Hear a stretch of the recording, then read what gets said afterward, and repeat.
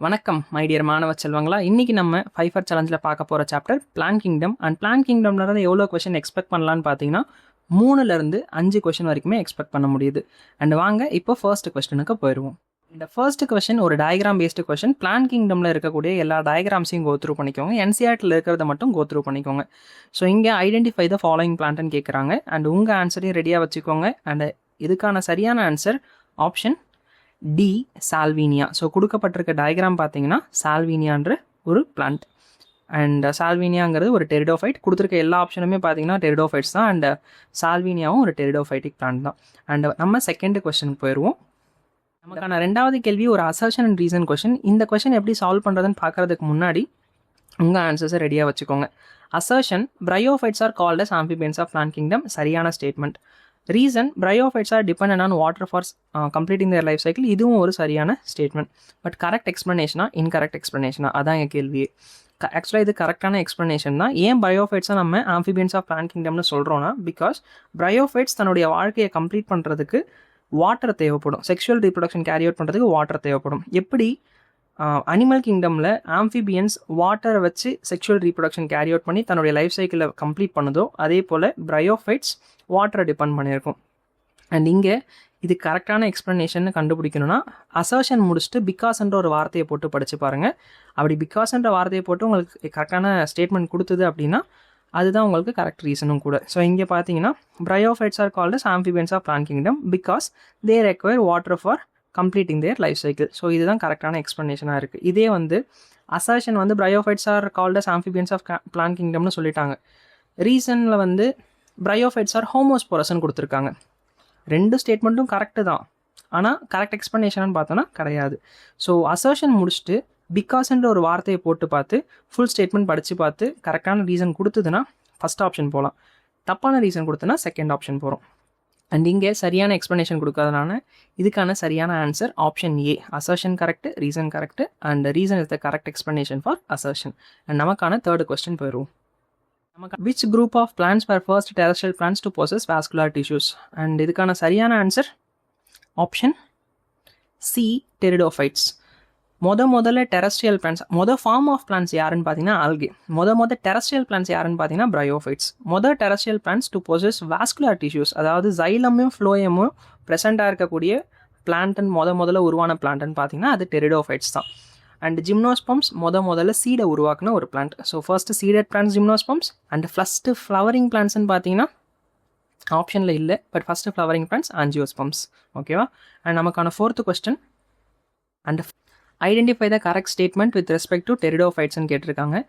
And உங்கள் ஆன்சரை ரெடியாக வச்சுக்கோங்க. ஸ்டேட்மெண்ட் ஏ என்ன சொல்கிறாங்கன்னா, spores germinate to give rise to a large non photosynthetic structure call ப்ரோதாலஸ்.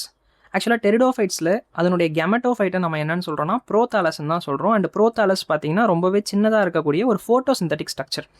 Spores இருக்குது, ஸ்போர்ஸ் போய் செட்டில் ஆகுது, செட்டில் ஆச்சுன்னா அது கொடுக்கக்கூடிய ஸ்ட்ரக்சர் பார்த்தீங்கன்னா ப்ரோதாலஸ். இந்த ப்ரோதாலஸுங்கிறது ஒரு க்ரீன் கலரில் இருக்கக்கூடிய ஃபோட்டோசிந்தட்டிக் அண்ட் ஸ்மால் ஸ்ட்ரக்சராக தான் இருக்கும். ஸோ ஃபஸ்ட் ஸ்டேட்மெண்ட் இன்கரெக்டான ஸ்டேட்மெண்ட். அது லார்ஜ் நான் ஃபோட்டோசிந்தட்டிக் கிடையாது, ஸ்மால் அண்ட் ஃபோட்டோசிந்தட்டிக்னு வரணும். And statement B, Genera like Selaginella and Salvinia produce only one kind of spore and hence homosporous. செலாஜினல்லாவும் சால்வினியாவும் குறிப்பிட்டு சொல்லியிருப்பாங்க they will be producing 2 types of spores, microspores, megaspores. 2 விதமான spores produce பண்ணும். அதை ஹெட்ரோஸ்போரஸ் தான் சொல்கிறோம், ஹோமோஸ்போரஸ் கிடையாது. அப்போ பியும் இன்கரெக்டான statement. Megaspores and microspore germinate to give rise to female and male gametophytes respectively. இது சி ஸ்டேட்மெண்ட் பார்த்தீங்கன்னா, சி ஆப்ஷன் பார்த்தீங்கன்னா கரெக்டான ஸ்டேட்மெண்ட். மெகாஸ்போர்ஸ்லேருந்து ஃபீமேல் கெமட்டோஃபைட்டும் மைக்ரோஸ்போர்ஸ்லேருந்து மேல் கேமட்டோஃபைட்டும் உருவாகும். ஸோ இப்படி ஞாபகம் வச்சுக்கோங்க, மெகானா ஃபீமேல், மைக்ரோனா மேல். ஓகேவா? அண்ட் மெகாஸ்போர்ஸ் எப்போவுமே ஸ்போர்ஸ் செட்டில் ஆச்சுன்னா அதுலேருந்து கேமட்டோஃபைட் வரும், கேமெட்ஸ் ஃபியூஸ் ஆச்சுன்னா அதுலேருந்து ஸ்போரோஃபைட் வரும். ஓகே, கெமட்டோஃபைட் எப்போவுமே ஹாப்ளாய்டாக இருக்கும், ஸ்போரோஃபைட் எப்போவுமே டிப்ளாய்டாக இருக்கும். இது பிளான்ட் கிங்டம் சாப்டரில் தெரிஞ்சிருக்க வேண்டிய ஒரு பேசிக்கான கான்செப்டாக ஒரு பேசிக்கான ஐடியா. ஸோ எப்போவுமே gametophyte haploid, sporophyte diploid. Megaspores and microspores will give rise to female and male gametophytes respectively. கரெக்டான ஸ்டேட்மெண்ட் ஆப்ஷன் சி தான் இதுக்கான சரியான ஸ்டேட்மெண்ட். ஆப்ஷன் டி பார்த்தீங்கன்னா, the sporangia produce spores by mitosis and spore mother cells. Spore mother cellsங்கிறது sporophytic structure. ஸ்போரோஃபைட்டோட ploidy என்ன? 2n. 2nல இருக்குது ஸ்போர் மதர் செல். 2Nலேருந்து ஸ்போர்ஸ் உருவாகிறதுக்கு மறுபடியும் மைட்டாசிஸ் அண்டர்கோ பண்ணால் என்ன நடக்கும்? ஸ்போர்ஸும் 2N-ஆக இருக்கும். ஆனால் ஸ்போர்ஸ் எப்போவுமே ஹாப்ளாய்டாக இருக்கணும். இந்த கண்டிஷனில் டெரிடோஃபைட்ஸில் எப்போவுமே ஹாப்ளாய்டாக இருக்கும். அப்போ ஸ்போர் மதர் செல்ஸ் 2N, அது என்ன டிவிஷன் அண்டர்கோ பண்ணணும்னா மியாசிஸ் அண்டர்கோ பண்ணி அது என்ன ப்ரொடியூஸ் பண்ணணும்னா ஸ்போர்ஸோட அப்ளாய்டி ஹாப்ளாய்ட். ஸோ இங்கே என்ன மிஸ்டேக்குன்னு பார்த்தீங்கன்னா பை மைட்டாசிஸ் கிடையாது, பை மியாசிஸ். ஸோ இதுக்கான சரியான ஆன்சர் ஆப்ஷன் சி. அண்ட் வாங்க நெக்ஸ்ட் கொஸ்டினுக்கு போயிடுவோம். Which of the features are observed in gymnosperms ன்னு கேட்குறாங்க. A, seed development, fruit formation, flower formation, and presence of vascular tissues, formation of pollen grains ன்னு கொடுத்துருக்குறாங்க. So இதுக்கான சரியான ஆன்சர் என்னவாக இருக்கும் அப்படின்றத பார்ப்போம்.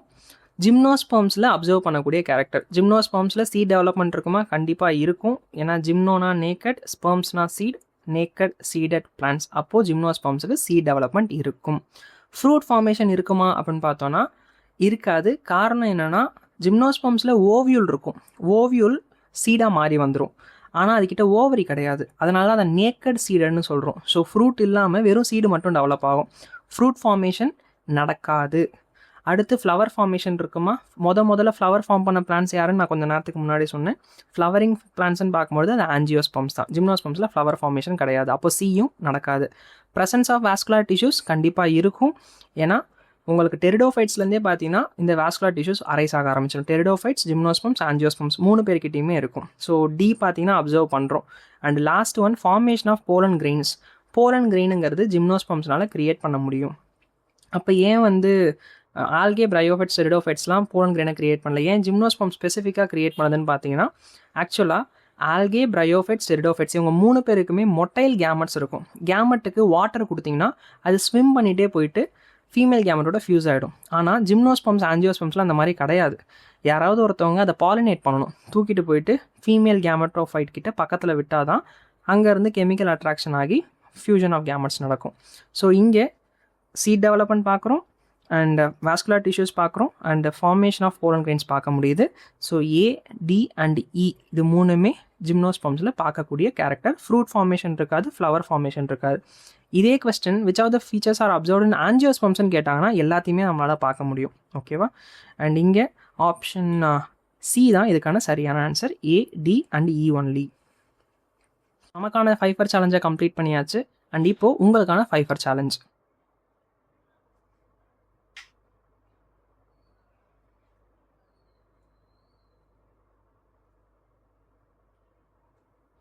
பிளான் கிங்டம் சாப்டரில் எத்தனை பேர் 5 எடுக்கிறாங்கன்னு பார்ப்போம். உங்களுடைய ஆன்சர்ஸை கமெண்ட் செக்ஷனில் போஸ்ட் பண்ணிவிடுங்க. அண்ட் இந்த வீடியோ உங்களுக்கு பிடிச்சிருந்தது அஸ் வெல் அஸ் புரிஞ்சிருந்தது அப்படின்னா லைக் பண்ணிவிடுங்க. அண்ட் வீடியோ உங்கள் ஃப்ரெண்ட்ஸ் யாருக்காவது யூஸ்ஃபுல்லாக இருக்கும்னு நம்பினீங்கன்னா ஷேர் பண்ணிவிடுங்க. அண்ட் மறக்காமல் பயோவாத்தியார் சேனலை சப்ஸ்கிரைப் பண்ணிவிடுங்க. அண்ட் இன்னொரு வீடியோவில் இன்னொரு 5 சேலஞ்சோட சந்திப்போம். அது வரைக்கும் to take a very good care of yourself. And this me பயோவாத்தியார் சேயிங் டாடா, பபாய்.